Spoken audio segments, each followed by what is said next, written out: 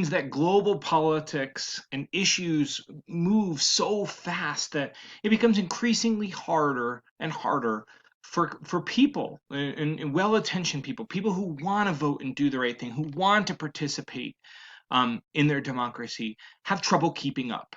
That basically the issues get so hard to understand that individuals can't even make well informed decisions or really have to work very hard to get there.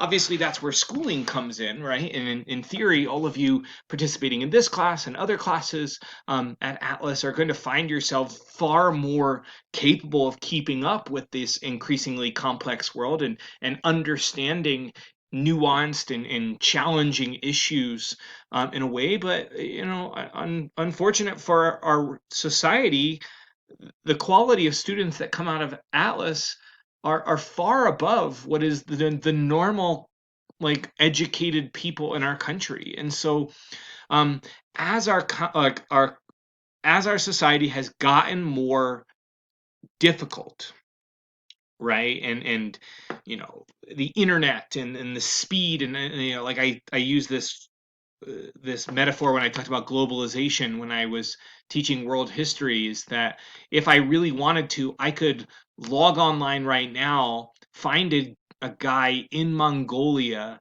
that could send an authentic Mongolian yurt and get it to my house if was willing to pay rush shipping enough.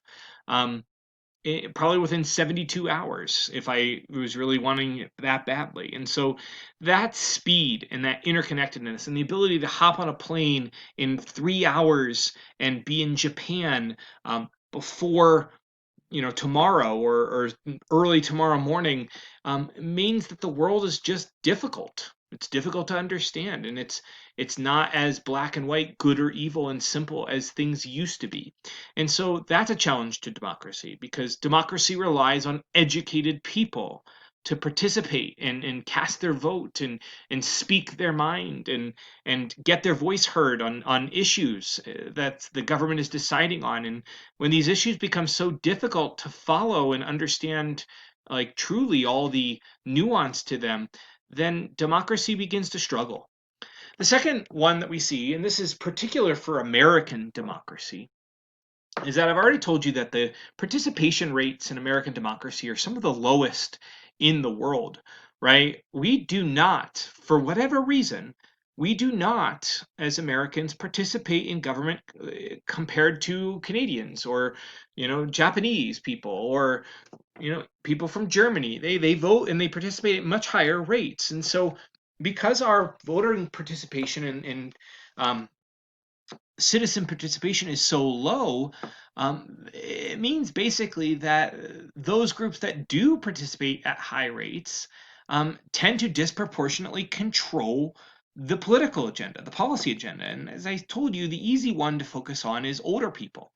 Older people tend to participate in democracy at the highest rates, which is why they get so many things and will basically never be messed with. But we also tend to see the more educated you are, the richer you are, um, the whiter you are, quite honestly. Political scientists reveal that all three of those demographics participate at higher rates. And because older, richer, whiter, more educated people tend to participate in democracy more via interest groups or voting or making political donations or calling their representatives. Because they tend to have higher amounts of influence. And this is a problem because we now have, through this arrangement, with such poor participation, we tend to have our democracy being controlled by a minority of people in our country, and that becomes very alienating to a lot of people in our country who I would love to see just participate at higher rates and fix the problem, but hey, it's a complicated thing. And so, third problem we see challenging democracy, and we're going to cover this a lot when we get to campaign finance unit later in the year, is that the cost to participate in our democracy has increasingly, with every election cycle, seemed to go up.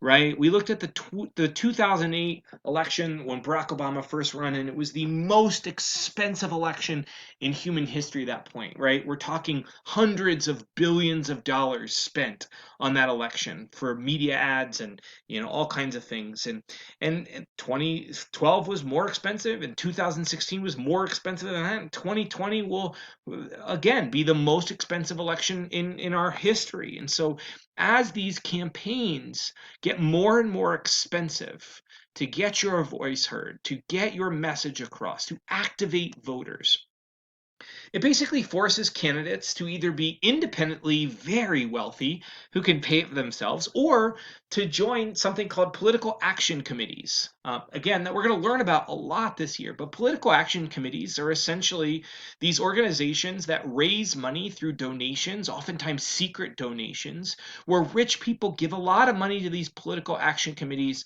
and these PACs, these PACs, end up using that money to get people elected. And so because the campaign costs are getting so much more expensive, candidates have to cater to PACs at higher rates. And that's not particularly good for our democracy because, again, then you have power going to the minority at the expense of the majority.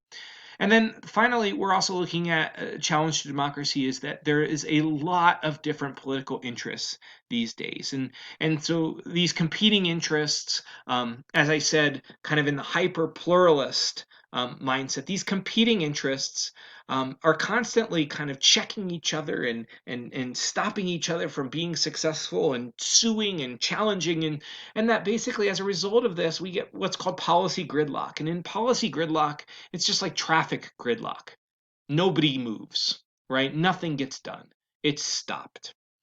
And so your final question here today, right, is looking at these four um, challenges democracy.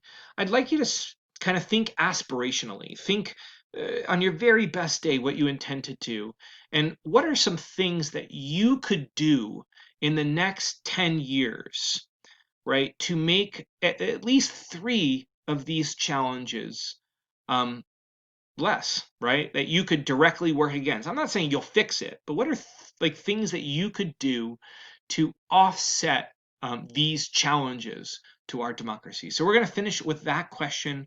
We're done the lecture. When we meet tomorrow on Tuesday, we're going to begin working at kind of a recap of U.S. history and looking at the road to the Constitution through the eyes of history. How did we get the Constitution? Um, and as a result of that, what does it really say? And so I'll see you tomorrow on Tuesday. I hope you have a good night. And as always, reach out to me if you need anything.